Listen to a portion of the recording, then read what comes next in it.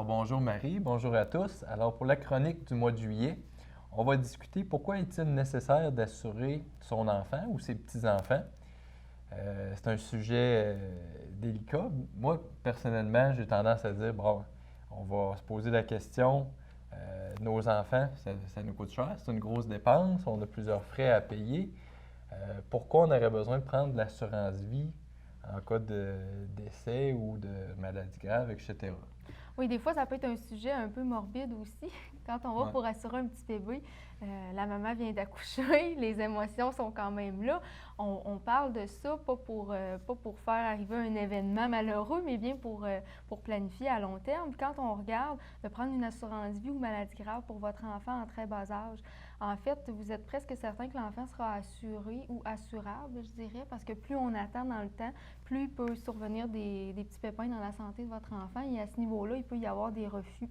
C'est pas rare de voir de plus en plus des refus. Exemple, si votre enfant est atteint de diabète de type 1, si on a attendu un petit peu puis l'enfant a le diagnostic, au niveau de l'assurabilité, ça va être difficile.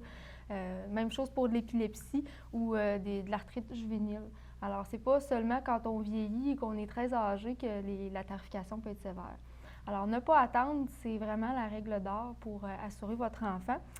À ce moment-là, j'aurais tendance à te demander, c'est vrai, ça peut être important de protéger parce qu'on ne sait jamais qu'est-ce qui peut arriver. On voit trop souvent dans les hôpitaux des enfants malades.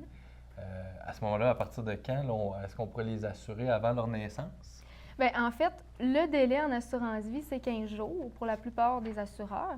Vous pouvez par contre prévenir un petit peu plus en mettant un avenant d'assurance enfant. Alors, quand votre premier enfant vient au monde, après 15 jours de vie, on prend un avenant d'assurance enfant qui vient couvrir tous les enfants à venir. À ce moment-là, les 2, 3e enfants vont être couverts dès la naissance. Sans preuve de santé. Exactement. Sinon, en assurance vie, c'est vraiment 15 jours de base. Et puis en maladie grave, on voit du 30 jours, 60 jours, 90 jours de délai pour pouvoir faire une demande. Alors, au niveau des délais, je dirais de ne pas attendre passer ça parce que vous vous exposez à des refus. On dit aussi que l'assurance, plus qu'on avance en âge, plus que ça peut coûter cher. Est-ce que le fait de prendre une assurance, ça peut avoir un effet contraire? Ça peut protéger nos primes?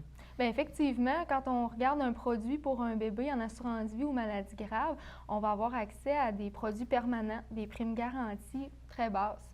Même, vous pourrez sûrement opter pour des produits payables sur 10 ans, 15 ans ou 20 ans. Vous pourrez donner un beau cadeau à votre enfant qui sera une protection permanente à très basse prime ou même à prime libérée. Alors, à ce niveau-là, c'est vraiment avantageux pour l'enfant. Donc, pour un enfant, le montant d'assurance qu'on devait prendre, est-ce que c'est seulement pour couvrir en cas de frais funéraires?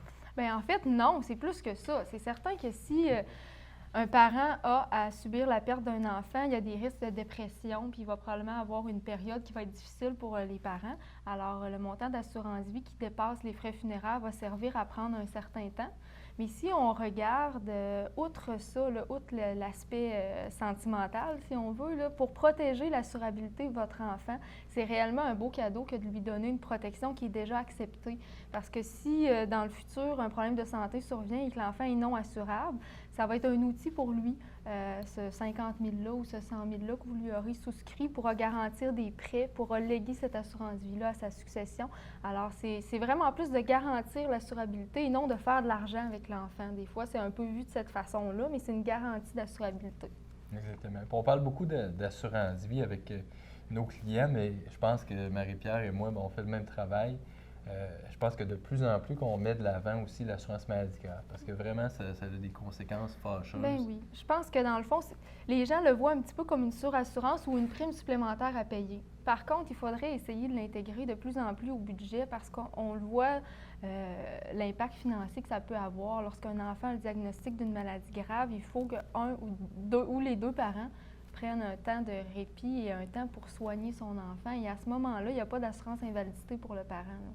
C'est vraiment un gouffre financier important. Prenez-le comme une protection du vivant de votre enfant. C'est un outil pour passer à travers un événement catastrophique. C'est pas de la surassurance, mais c'est vraiment une protection. Puis si heureusement l'enfant n'a pas de maladie grave, bien, il pourra conserver cette protection-là pour sa protection à lui dans le futur. Je pense que c'est pas de la surassurance, mais c'est vraiment, ça fait partie d'une planification financière bien prévue, là, bien calculée. Alors, je pense qu'il y a plusieurs solutions, il y a plusieurs perspectives. Je pense que l'important pour nous, c'est de vous offrir la perspective qui répond à vos besoins, qui est importante pour vous. Alors, on peut voir la situation de différentes façons, les assurances maladie grave, assurance vie, régime épargne études. Le but pour nous, c'est de vous conseiller une solution qui représente vraiment vos besoins. Alors, on vous souhaite un bon mois et on se revoit bientôt.